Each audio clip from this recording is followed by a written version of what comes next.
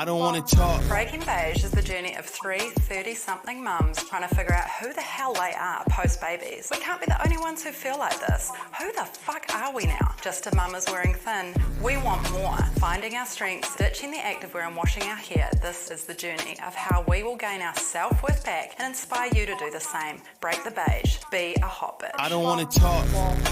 Hi, girls. Morning. You guys will notice we have a special extra friend here today. Yeah, thanks for having me. So this is Monique, and she is from a local business called ShearWarmth. So we have invited her in today to have a wee talk about her bizzo and just help to encourage women who have got a really great business idea that maybe they're a little bit nervous to push forward with it. Monique's here to talk to us about how she managed that, how she pushed through that, especially living on a very isolated farm. So we want to welcome Monique here today with open arms. Thanks for driving all the way here. I know. She's actually she's already been on Country Calendar, so the podcast is full downgrade for her, but you know. No. We'll just crack on anyway. So we'll just start off quickly with our ins and outs. Renee, do you want to start? I knew you were going to say that. Just looking directly in those beautiful eyes, babes. Oh, that means I can use the one that is probably all our ins today. So we are recording in the school holidays, and obviously everyone's trying to juggle and work. And Bash, the lovely Bash, is at home with my 3 children and Kate's 2 children. And I just went up to pick up Monique to come here today, and he has got them all holding hands, walking across the road, having an ice cream. It's raining, and they're all just living their best lives. Yeah, it was really nice. Bashy.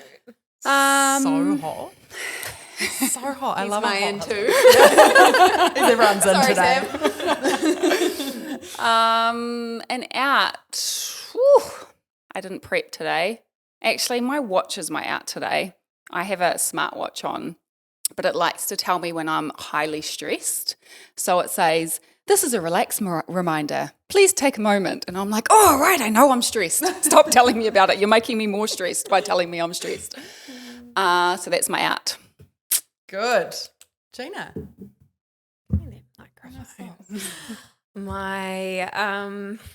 My in this week is obviously Bash as well, and the little string of children that he So had good. crossing the road, which was very cute. Another in for me is we went away for a few days and we flew on our first leg to Auckland. And it was just cool being in an airport again where no one's wearing masks. It was just really nice to see everyone's smiles, and as everyone came in off the plane, and it was cool seeing those connections. So masks are out for me. Maybe an unpopular opinion. And then what is out for me is I don't have too many outs. It's just getting cold. Yeah. It's just getting cold. I'm a summer gal. Winter's out Get for it. me. Yeah. Aside from now. With these beautiful blankets. Yeah. Okay. My out is my car right now. Just had 12 hours of hell with my car. And on the way here, Renee and I have decided her name is Karen. She has just been an absolute... I love it. I love my car generally. I really love my car. But the last 12 hours, her and I are almost divorcing. And I have to pick it up this afternoon. And if the car hears it, I love you. You can't listen to this podcast in here. She will stop immediately. She's trying to get me home. And my school holidays. I love them. I love school holidays. My kids are real sleepers, so not having to wake them up to get on a bus, and the routine is out the window, and everyone's just so much happier in the school holidays in our house. Oh, that's a cool one. Awesome. Yeah. Thanks, Yay. Monique. Well, my ins and outs are in obviously my husband, because he's so hot and dreamy, so kind and delicious. My in is also your husband, because he has been working tirelessly for nothing to get this For love. I enjoy it. to get this podcast done same. for You us. guys So are funny sometimes. yeah, only He sometimes. gets some special treats for his efforts sometimes. Oh. I didn't mean that. What do you mean? I don't know what she's talking about. You might. Yes, and my out also weather. Although I really love winter fashion, I'm into layering up, and I don't like summer fashion because I have to get the bod out, the legs out. Oh, hey guys, these are my legs. It's so gross. Great legs. So yeah, Okay, so we're gonna crack on. So Monique, Yes. welcome. Welcome to the potty. So we just wanted to talk to you a little bit about a bit of background info. Like, where did you grow up? How did you get to the farm? Where is the farm? Okay, so the farm is, we say Taumarunui, but it's an hour back from there. So if you were going over Mount Messenger, you turn second right and head inland for another hour and a half. Our farm is really beautiful. It boundaries the Wanganui and Ohura rivers. It's just beautiful out there. We live in paradise. It's our closest neighbour's 10 k's away. The closest shop is an hour away. Yeah, it's great. Amazing. It is so cool. And so where did you, are you originally from there? No, so I'm from New Plymouth, and my husband Tim went to boarding school at Francis Douglas, and we've known each other since I was about 11. So he went to boarding school at the same school as my older brother. Oh, nice. So we kind of danced around each other for years. And as he likes to say, he waited till I was 16. Whatever. Okay, Tim. But we got together when I was 20, so we've been together 16 years. Wow, congratulations. That's so He cool. waited 4 years. Yeah, pretty much. Extra. I always say we had some shit to deal with to become the people we are. Valid. It's valid. That's cool. And so is it Tim's family farm? Is that? Yes. So So that's he was actually born in the Coromandel, and then they moved there when he was 2. So all most his memories are the farm. Right. And his parents kind of brought out all the neighbours. They started with a little farm and then brought out the end of the road, and it's 1,200 hectares, wow. which is roughly 3,500 acres. Yeah. It's steep hill country. It's a challenge, but he loves it. He really loves it. And so we bought the farm in 2020. I think it was in the lockdown, right in the middle of the lockdown. We bought the farm. Wow. So yeah, that was a fun one. We do live pretty idyllically and lovely, and it sounds all great, but it is fucking hard work. Yeah, Like, valid. it's always fun, because you just have to have fun when you're doing shit jobs, but it is incredibly hard work, and finances are quite high stress, and there's so much admin with farming now. It's not just sold some sheep. It's cool, you've got to figure out where they're gone, and all the paper trails and stuff like that. It's a huge amount of work. But I think when you've got your human and you're doing your work with your human, it's just a bit easier. And when you can have each other's back, it just makes everything a lot easier than it could be so much harder. I think that's what I'm trying to say. Yeah. Yeah, we get out definitely what we put in. So, Totally. Yeah. It's no easy feat, is it? Nah, farming's not. It's really fucking hard. physical too, isn't it? Tim's got super such a hot physical body. work. Keep the hard work coming, baby. Yeah, you go do that fencing, mate. Take your top off. I hope my car works so I can get back to him as soon as possible. Karen. Shower time. Nah, it is. It's so it's actually I probably back in the day, it's always been farming's hard, but mentally it's quite hard too now, and that's something Tim and I are quite passionate about. Would love to be able to help other farmers get through that mental block of farming, because when you're having an issue, you don't actually see it because you're so closed in by your issue. So it's okay to have someone else come and be like, hey, try that, or yeah, it is. And I think traditionally farmers have been pretty stout about Hugely. this is my farm, this is where I'm going to farm it. Yeah, don't tell I'm me not to going to do take anything different. advice. Yep, And I'm not going to talk about my problems. Yeah, it's yeah. so sad, and that's why the suicide rate's massive. Yeah. It's something that I'd love to get on board with someone to be like, it's okay, let's have a yarn, let's have a beer and talk about it. And it's also a 9 times out of 10 we all feel the same. We're all like, fuck, there's no water, or the fence is broken, or those fucking sheep. Yeah, we all feel the same. We all have good days and bad days, but yeah. It's interesting too. My husband has quite a bit to do with farms and farming couples, and he gets really excited by the young people that are coming through in farming, and the switch of the mindset around Hugely. around kind of talking about it and visiting other farms and doing on farm networking discussion and all groups. that sort of thing.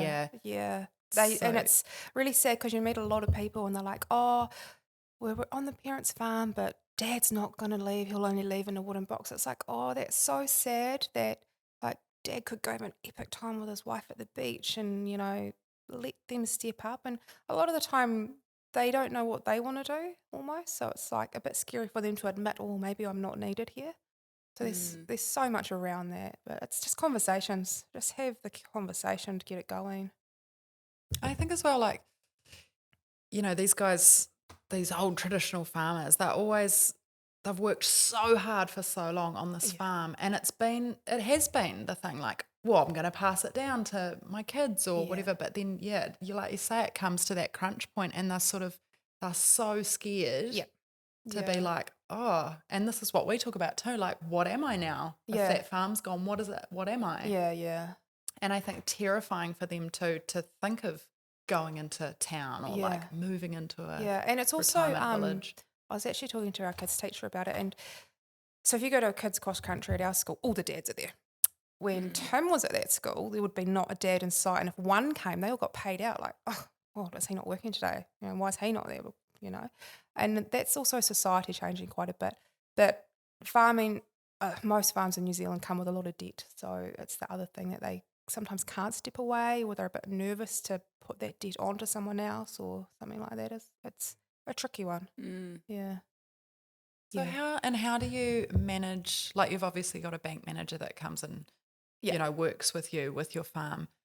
Was it terrifying for you moving into this situation and thinking like, okay, we're like millions of dollars and I don't know, but a really big amount in debt, different to someone who's brought a house in town and they're like, oh, my mortgage is 300,000, help, like it's millions, right? It's like, they're just numbers, and that's taken me a really long time to get to that point because numbers scare the fudge out of me. But Tim's like, it's just numbers, it's fine, don't worry about it, let's just do this, and this.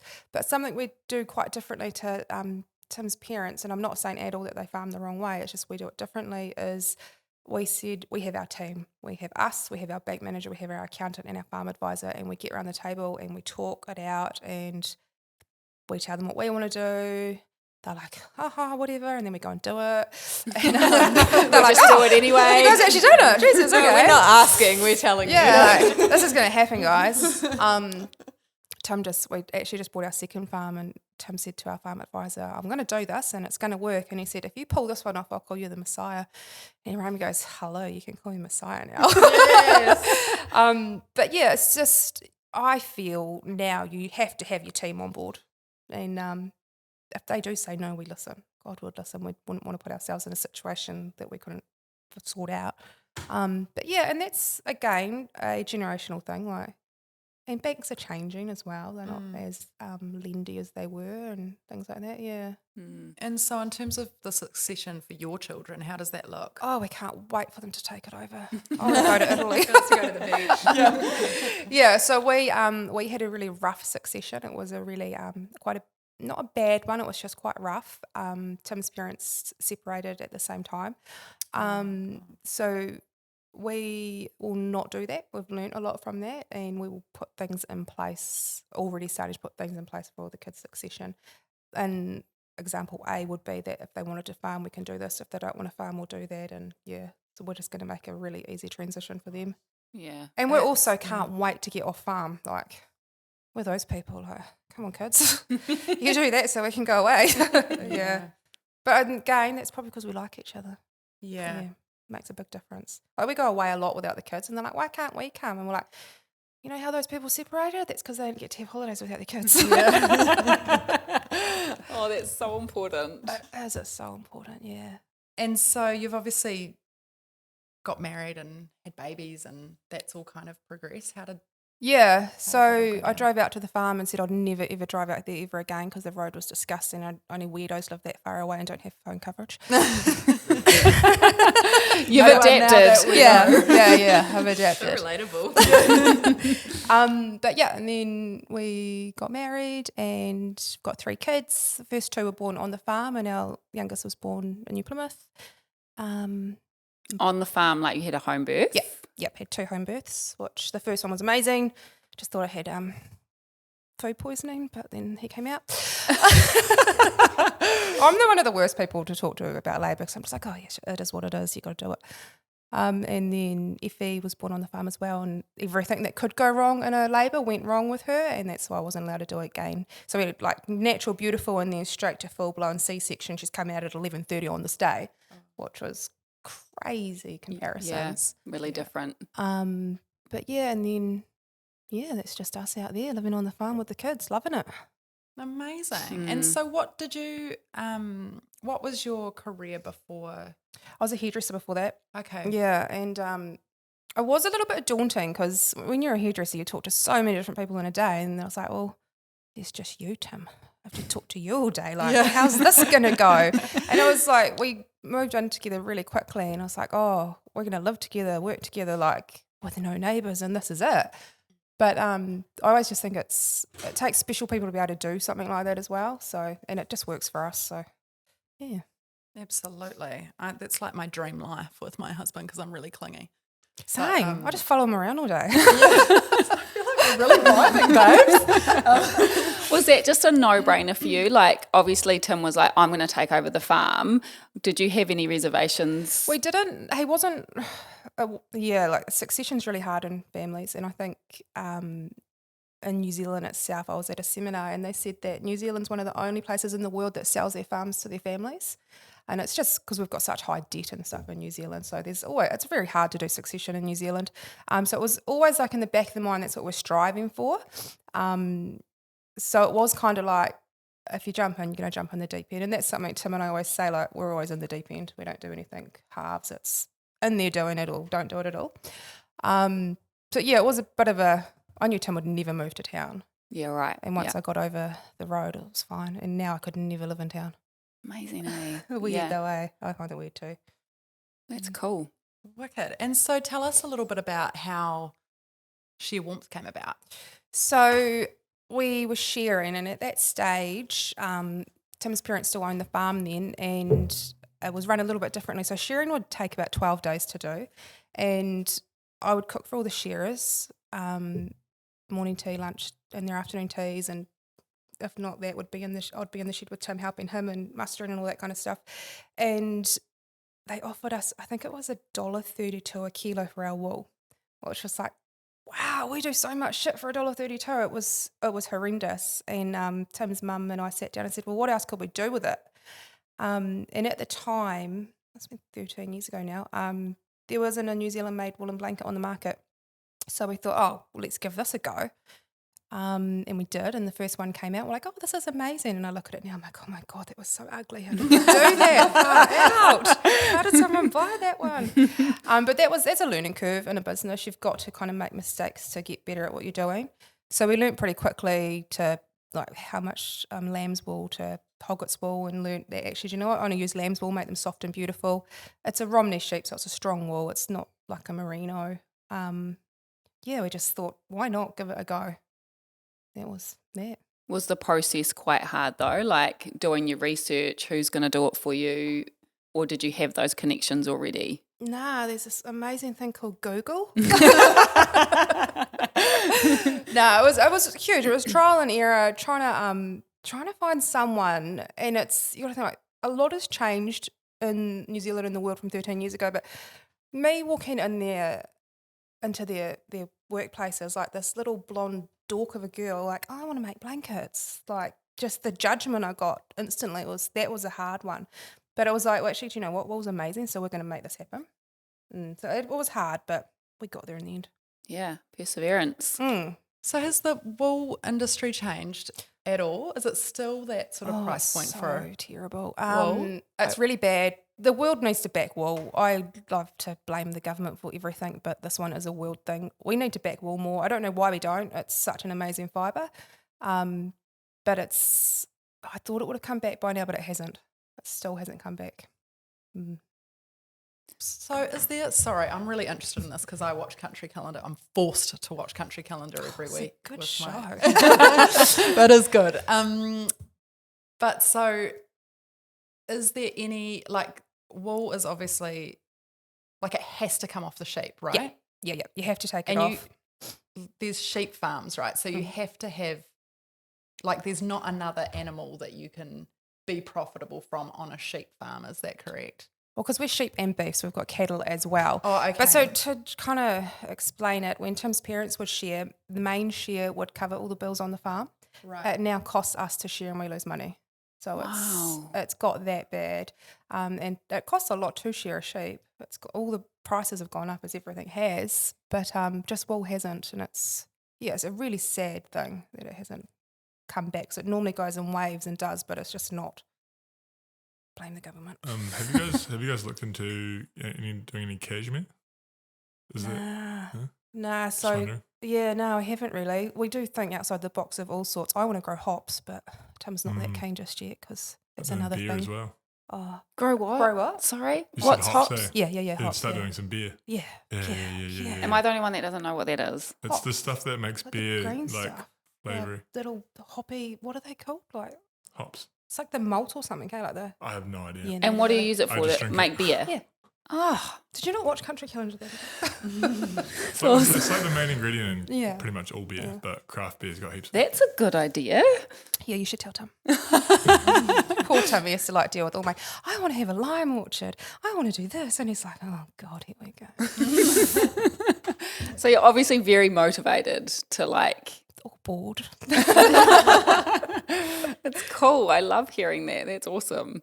So off the back of what you just said about how you've always got these ideas and Tim's like, oh, what is it today, Monique? He's way worse than me, actually. You said earlier that you sat down with Tim's mum and you were like, cool, what else can we do here? Yeah. Have you always had that kind of mind to think, what else could we be doing? How could we make this better? Yeah. And does Tim's mum have that as well? Like, is that just a really nice alignment Yeah, for you I both? think, at the time we really bounced off each other. She had I don't like saying this because it's not true, but that doesn't even make sense, eh?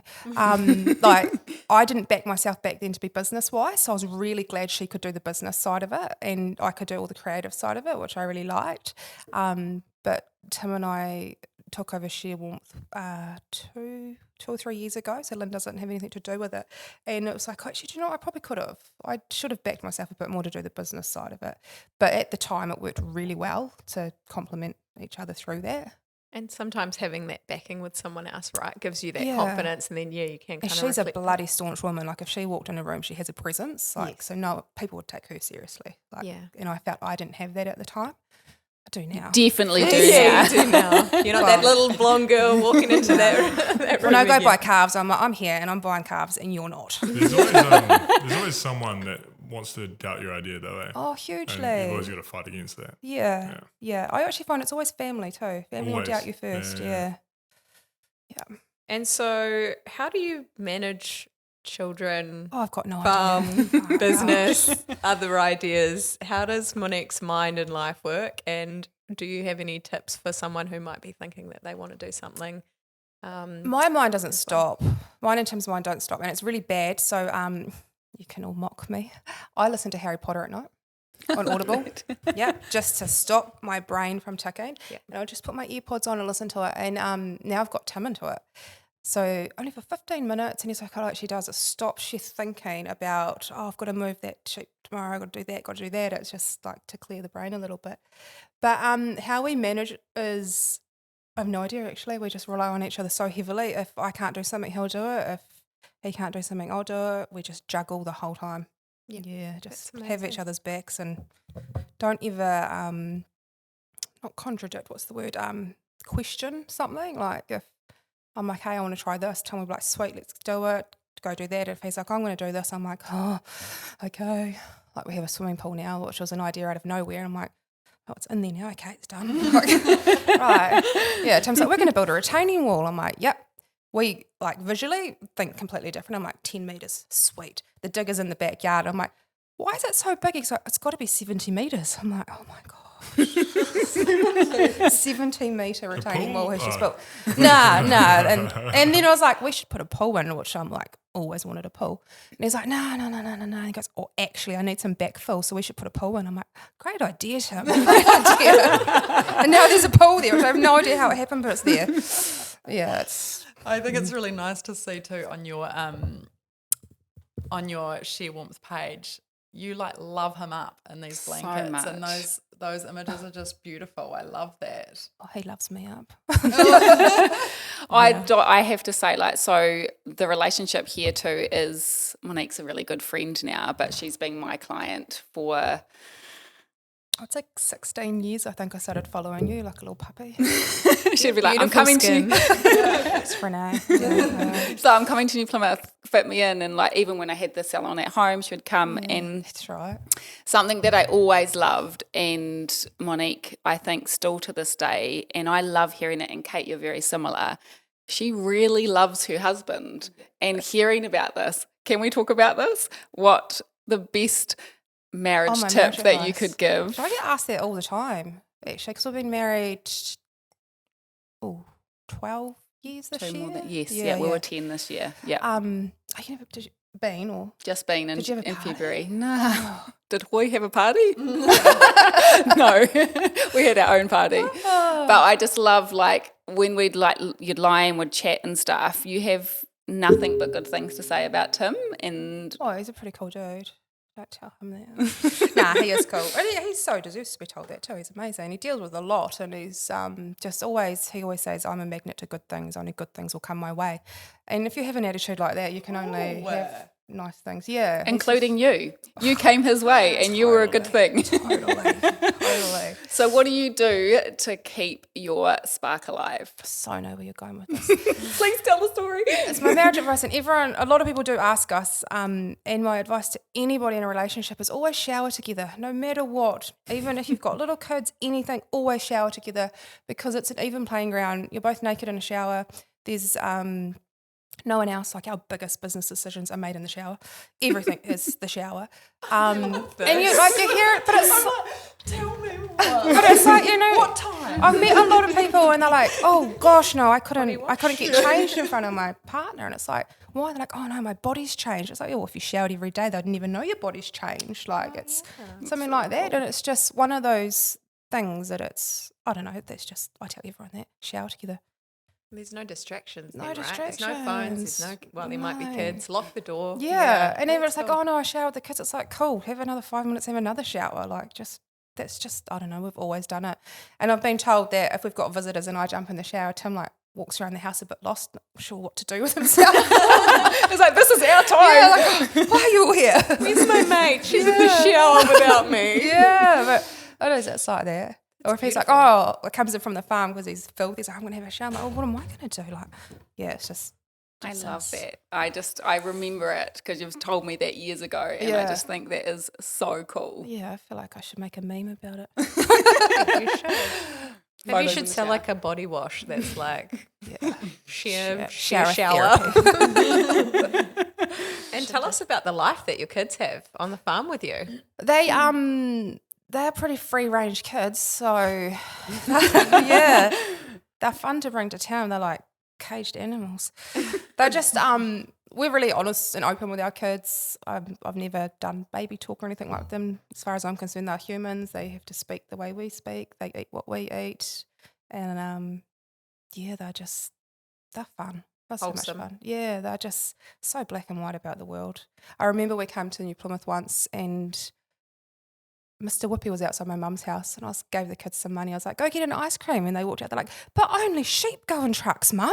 Like, they couldn't believe it. And the first time they went to Centre City, they're like, oh, there's a shop inside a shop. Like, stuff like that blows their mind. Yeah.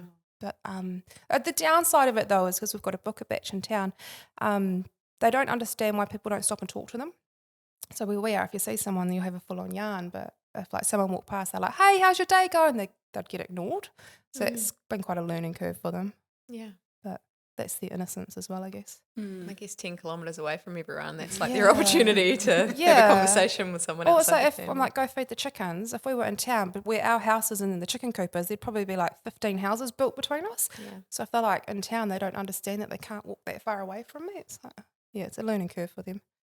Yeah. It's a good life.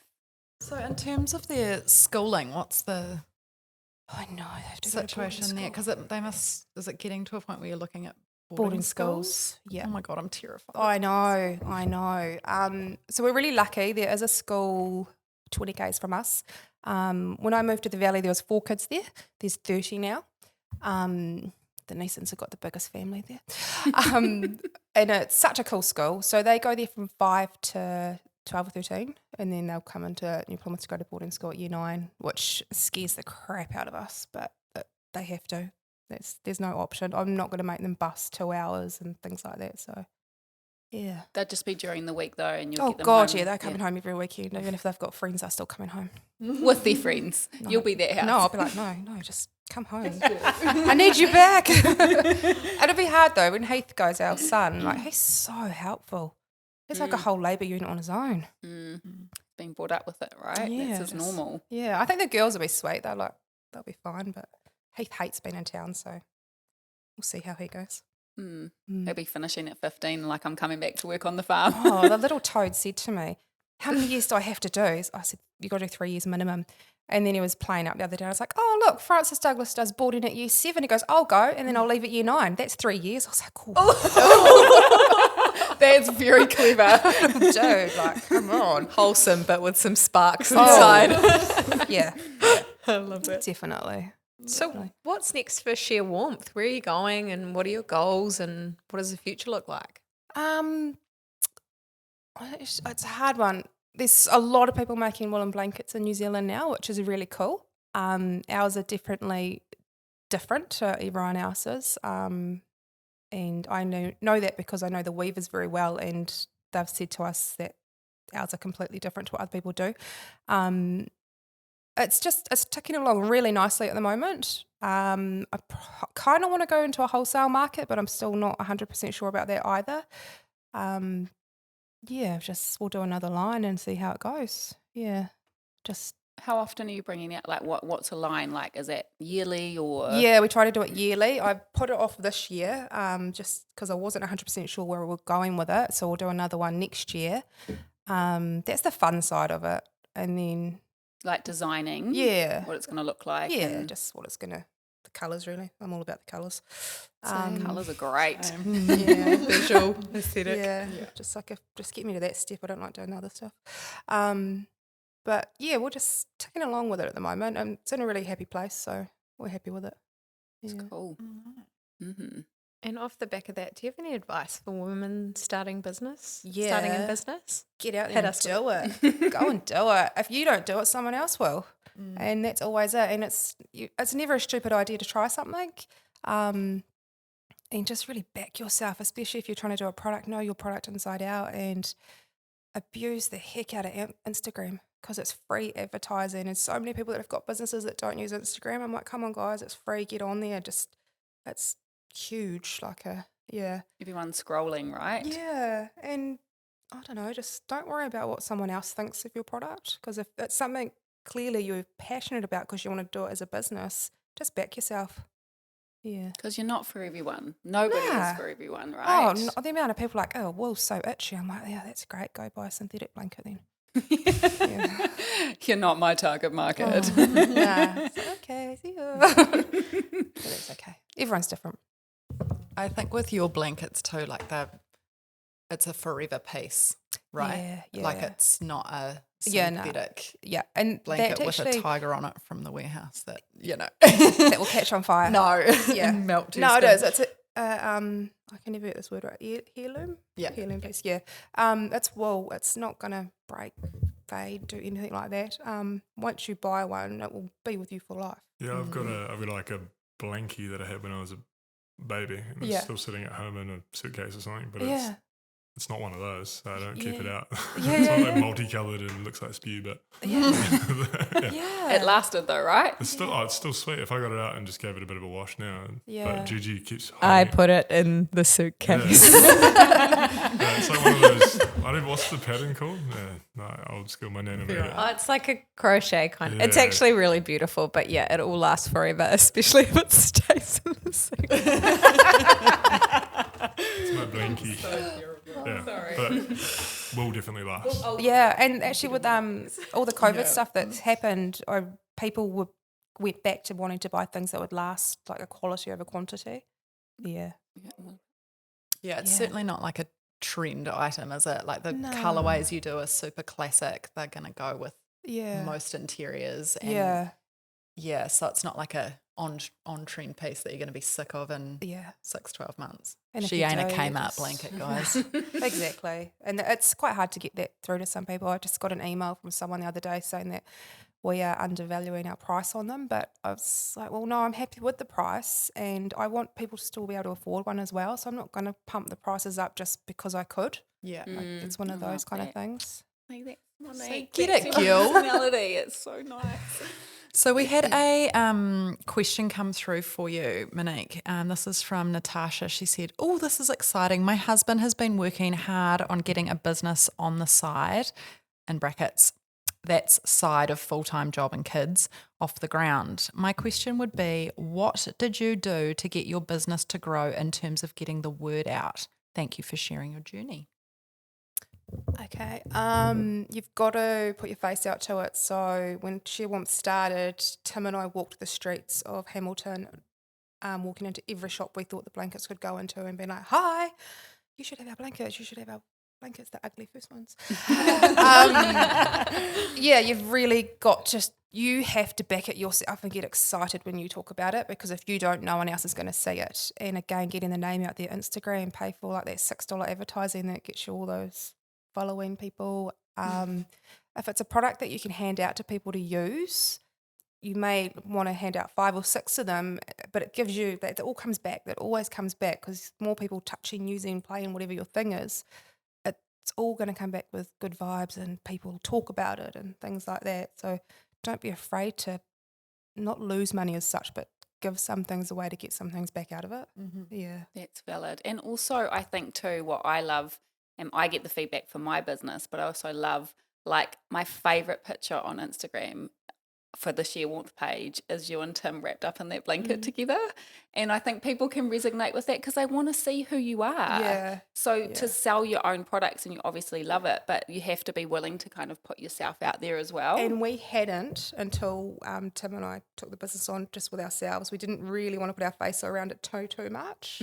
And then when it was all signed up, it was just ours. We were like, "Hello, this is us." But I think it's cool too because it personalises it, right? Yeah, You're and not also, just some like, brand yeah. that's like pumping blankets Yeah. out. It's you and Tim. Yeah. You're real people. You live on a farm. This is your life. Like, Yeah. that's the stuff that people are interested in. I actually the noticed journey. one of our stories that went quite crazy was I was doing a photo shoot for the blankets and it looked so lovely.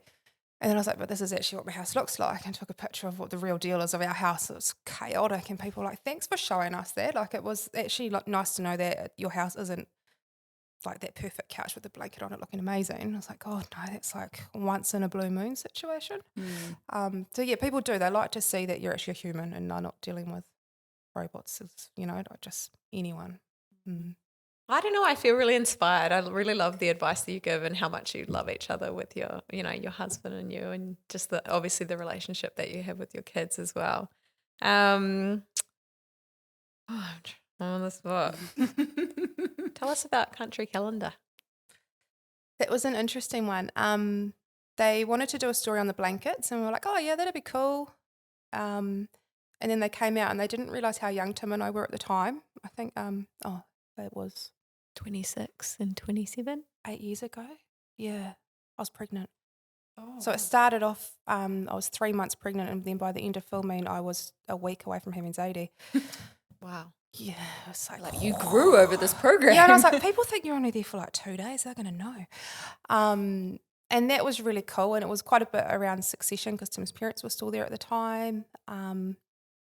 yeah, country calendar's fun, but so stressful. And it was Tim's 30th birthday that Saturday night, and country calendar arrived that Sunday. And it was just like, there was so many people, so much mess. And then everyone just pitched in, and it was like amazing. The camera guy comes out and he goes, when I stand on your deck, it's like I'm looking at a home and garden magazine. I was like, that's so cool. It's like, you should have seen it like 4 hours ago. Were you guys extremely hungover? I was pregnant. Tim was. He was so yeah, of course. hungover. Yeah, he was so hungover. But he hit it so well. Yeah. No, I was really I was 3.5 months then, and then I wanted to do one more interview, and Tim was like, you can't. You just have to leave her alone now. Like, just, we're getting ready to have this last baby.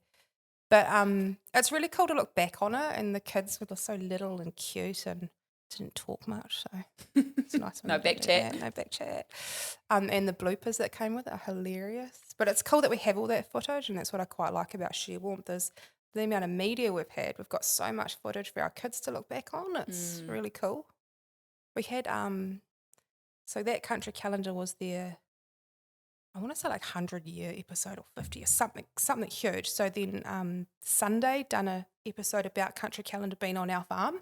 We had country calendar there, then the Sunday news there, and then a little bit after that we had 7 Sharp come out, and yeah, just there's always something going on with ShearWarmth. Yeah, It's awesome. Keeping you busy. Amazing. And then I just wanted to go back to where you said that you and Tim were walking the streets with your blankets. What was that experience like? intimidating as hell, and I still find it hard to ask someone to stock my blankets. That's why I don't have many people doing it. It's that fear. I think all humans are a bit scared of no. Like to say Rejection, someone like say, oh no, it's like, oh, why should we? It's like, oh, why shouldn't you? But it was really hard. I think like to do it now would be okay because I backed them a hell of a lot more than I did then. Just hard. It is really hard. Rejection's scary, and we were quite young then, so yeah. And then if you're not having that like natural like sales push, Yeah. I still find that hard, and that's like a massive part of my job. Yeah. But doing it, I just like it gives you that yucky feeling. Yeah. You know, even if you fully believe in something, it's quite hard to push that hard sale. Like honestly, if Tim would let me, I'd just give our blankets away to people. Like it was just And not make any money off Yeah, it. I'm so bad at it. Yeah, I feel like that's what our business is like. We would give videos away and content and marketing advice away for free all the time if we could, but we have to make a living out of it, and it's Yeah. always finding that balance between, doing what you love, but also having to put some food on the table and 100%. Yeah. So, but it's really cool that you did that, because I guess that was just another thing that you had to overcome when you decide that you're going to launch this and you're going all in on it. And I Yeah. guess it's a really key piece for other people out there who might be listening, that you just have to do stuff that you really don't want to do sometimes, but it's 100% worth you do. it. It's also, which Renee, you'll probably know, in New Zealand, it's really hard to be a small business. There's so many, you guys as well, it's so challenging. You've got so many hurdles, and it's so easy to be like, oh, screw it, I don't want to do this anymore. But you just got to keep going because, end of the day, it's so much easier not to be in business or work for someone else. Like, so much easier. It's all good. It's hard and it's easy, doesn't it? Yeah. Sometimes it's hard working for someone else as well. So it's, yeah. choose your hard, right? Yeah, exactly. Yeah. But I think too, when you stay authentic, like I don't know if you are the same, but you did kind of say around COVID, people wanted to buy more quality over quantity. And also I think people are slowly understanding the benefits and the positives out of supporting small businesses rather than just hugely. go and buying mass stuff online. I found coming back after those times, people did want to support small businesses more. Yeah. And also very conscious of where they're spending their hard-earned dollars, like and where it's going. And if it's something that's they're quite passionate about, they're happy to spend it. Yes. Yeah. So true. Tell me about like how this is made. So the wool comes off the sheep. Yep. Tell me the process. So our lambs come in and they get shorn, and then the wool gets scoured, which is like washed, and all the VM, which is vegetable matter, stuff like that, gets pulled out of it, and that's in Napier. And then they go to Lower Hutt to be spun into, don't know the exact word, but it's like spoodles or spools. and then it goes to Auckland to be woven. And then I don't do a satin edge. We used to do a satin edge. So when that was happening, they'd come back to Taumarunui and we had an amazing sewer that would finish them. But now we just do our blanket stitching and that's all done up in Auckland. So there's only one weaver in the North Island that deals with all the blanket people. But we've been in relationships with them for years, so they're really great to deal with. Even better now that Tim's on board because they just love talking to him. So it's hilarious. So I feel like we need to meet Tim and have him in here because Oh, living he's- up to the... He's hilarious. It's so black and white, just like, boom, this is it. This is how it's happening. I'm like, okay. Love that. So, Monique, in terms of the future of the business, where is it heading in terms of blankets? Like, is there different options? Are you going to push into jackets or hats or I don't know? Is there any other I should do direction, jackets. or are you thinking the blankets are the key piece? We did make some coats a while ago, not from our wool. We somehow ended up with a whole lot of merino felt. We made a few coats and things. Thea had one. It was super cute. That little poncho Yeah, with the yeah. little tie. It was really cute. But I would save my pocket if I made coats. I collect coats. You know how some people like collect shoes and stuff? I collect woolen coats. It's really bad. I don't want to veer off into too many things. I want to keep it like the OG woolen blanket. So, and that's what we've done is it's the traditional twill weave blanket. So it's the one that Grandma had on her bed, and it does have that little bit of an itch to it because it's not designed to be like on your skin. It's for your bed. But yeah, they're just traditional blankets. But we did a little bit change it up. So we've got the four sizes. There's the small bassinet, the cot size, the bed size, and the throw. And what Tim and I have found that the throw and the cot size are our gin drinking blankets. Whenever we're outside, we have them on our knees. Whenever we're somewhere, we've always got them. I've always got the small one in my handbag, which I noticed Zadie took out yesterday, for when we're out and I'm in a restaurant and I'm cold, I put my blanket on, or if one of the kids are cold and they haven't got their coats. We were in Queenstown and Zadie just spent the whole holiday wrapped in one of our bassinet blankets. And she's 7, so it's like a little jacket for her. So we're really pushing that at the moment of what do you do with your blanket? Like, take it to a gig, take it to the beach. They're the best beach blankets. And I know that sounds weird because it's wool, but you just shake it out and all the sand goes and it's amazing. You don't have to wash them. They're just really easy things to have. Leave them in the car. Always got one somewhere. I love that. Yeah, What do I you do with your love blanket? that. What do you do with it? And that's kind of like a little catchphrase that we were trying to do. Like, what do you do with yours? Because I kind of want to know what everyone does with theirs, not just put it on your bed. And so with wool, it doesn't really pill or look tatty, really, eh? It's just, and it's a really awesome product. Like you can wash them. They have been pre-washed, pre-shrunken washed, so you can wash them. This is so awful, but we had one that one of our kids vomited all over, and I was just sick at the time as well. I was like, I can't deal with this right now, and I was like, I'm throwing it out, and I put it in a black rubbish bag, chucked it on our doorstep, and then I felt really bad about it. So I went and hung it on the washing line and water blasted it. And honestly, that blanket, Such a farm girl. I love you. that blanket is on my bed now. It's fine. It's like Being water blasted. being water blasted. I wasn't going to touch that vomit. But like that's my point is they just wash up like rags. Like that's, and I think that's a lot of people are quite scared to wash wool if you don't have the wool cycle on your washing machine. It's quite a daunting process to wash it, but yeah, they wash up so well now. Just water blast it. Water blast it, yeah. That's good advice to give. How do you wash it? Get your blasters out, mate. It's so good. And I love the idea of it being, you know, a cot blanket or a bassinet blanket. This is like my kids had blankies too that my sister brought for them, and they still have those blankies. Like they're a forever piece. I think that's, to buy something that's good quality. It's got no yuckies in it. It's like a really organic product that all the dyes are organics as well, so anything that's white in there isn't being coloured, but all the dyes are an organic dye. The thing with the sizing around them is the bassinet one is really great for the bassinet obviously, but buggies in the car, just that go-to blanket when you're a mum. And the cot size we made huge so that it can be on their first bed as well, because you know kids only use like tiny amount of their beds anyway. And then from that on, it could just be a throw for them. Like it's really decent sizing blankets. That's something we were really adamant to do.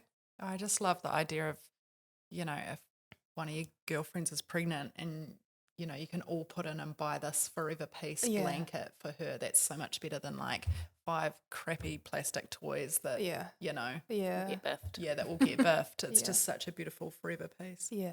That's great. Definitely are. Well, we are very, very lucky that Monique has kindly gifted us some of these delicious blankets for a giveaway. So stay tuned and find out how you can get your grubby little mitts on one of these. So the giveaway one, just because I want to hear you say it, can this Maybe one it can be here? your giveaway. Someone has to repeat the name of it. Oh yeah, you're gonna have to write it down, babe.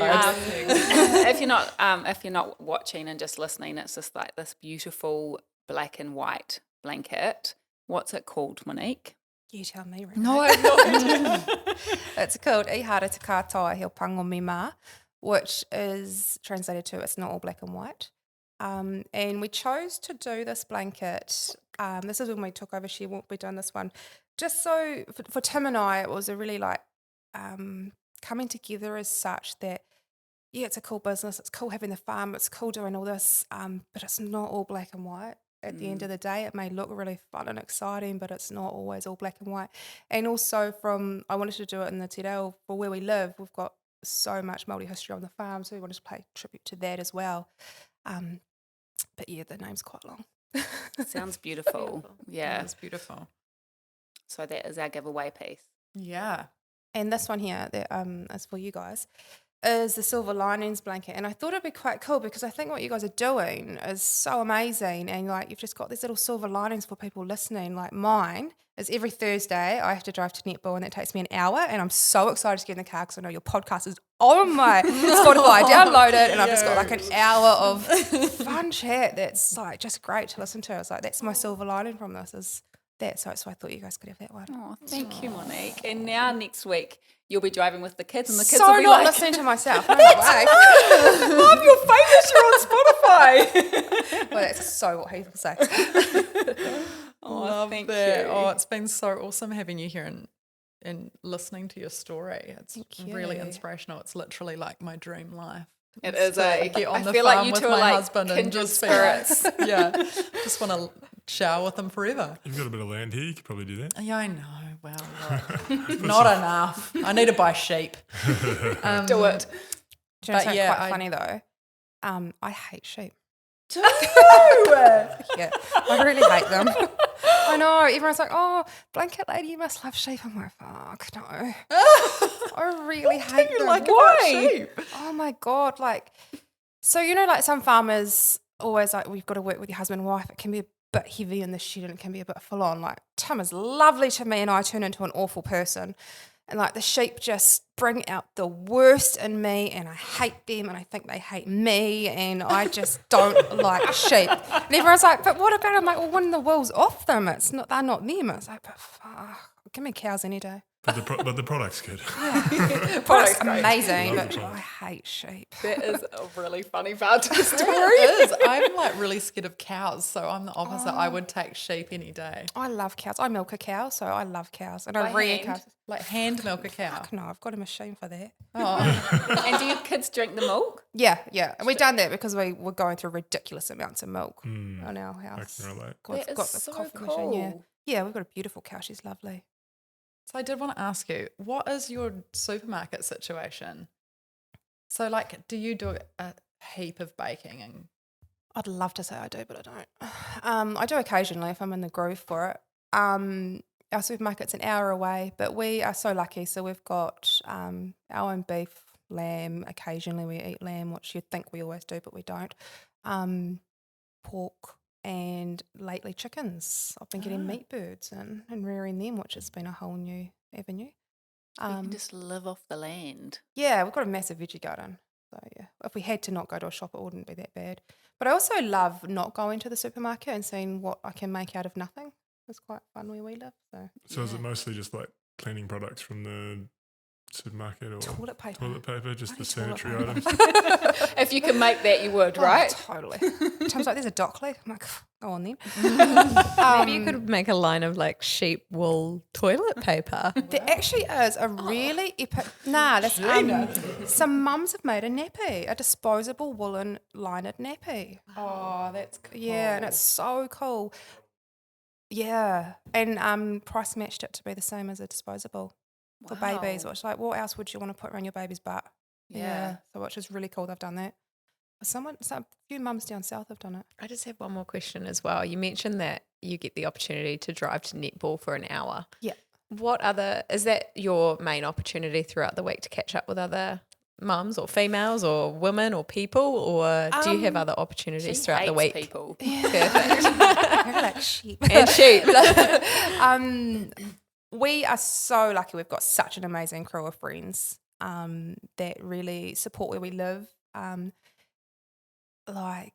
Example, Tim's sister passed away coming up 13 years ago, and it was almost like our friends had a schedule. We weren't allowed to be left alone on the farm, so everyone was always constantly with us for years. And even though we live so far away, it's very odd that we don't have visitors in our house or someone staying. And we have really amazing neighbours that moved in coming up 3 years ago from Australia, and that's so much fun. So yeah, they're only 10 k's away. Still got your people then. Yeah, Yes, you we've found got your people. yeah. Yeah, it's so important. Definitely. Do you think that you could ever move into town and retire? Yeah. Like, how does that look if the kids do end up taking over the farm? Are you like, yeah, we'll move in the garden shed and we'll just hang out here with the I will chickens? never do that to them. No, I will not do that. I want to be really like, if they're going to step up and do it, they can do it. I'd like them to actually ring and be like, hey, mum, dad, we're docking. Can you come give us a hand? I Yeah. want that relationship, like for them to be like, hey, come hang out because we actually like you. I want to be like that. Where we're going to live, I have no idea. Tim really likes down the coast. There's a boat ramp that he loves, and he wants a piece of land by this particular boat The ramp. lighthouse. What's In that called? Pangarahu? Or Rahu? Cape. It's the one over from the Cape Lighthouse. Yeah. The new one. It's beautiful down I there. have no idea where it is, Coastline. but It's something like that. Rahuru. Yeah. Rahuru. Yeah, something like that. So, well, I said to him I want to retire by the ocean, so whether it's here or the Coromandel, just somewhere. Yeah, it depends where the kids are too. Yeah. Yeah, but we've kind of like got this idea we'll have a house somewhere and we'll just float between and just be available. Yeah, Cool. Go buy an RV. yeah, shit, yeah. Be those people with Portable. gypsies. It's so cool. Wicked. Well, Monique, thank you so much for being here with us today and sharing for your having me. story with us. Sort this giveaway and get one of these delicious blankets out to one of you lucky people. What do they taste like? Delicious. Sheepy. Thank you so much. I'm so grateful for you coming down. I hope everyone feels like Monique, like I do. Like full goals. Real proud of you. absolutely. It's really cool. Shower with your husband. That's how we're going to take It's our the key takeaway. point, hey? It's the key point. I know. Right. awesome. That's a wrap. Thanks, guys. Thank you. Thanks, Sam. High fiving. High five, Gerald. Very cool. Leave you hanging. Sorry. Look, I don't wanna talk. How you try and press the kid and really you was soft.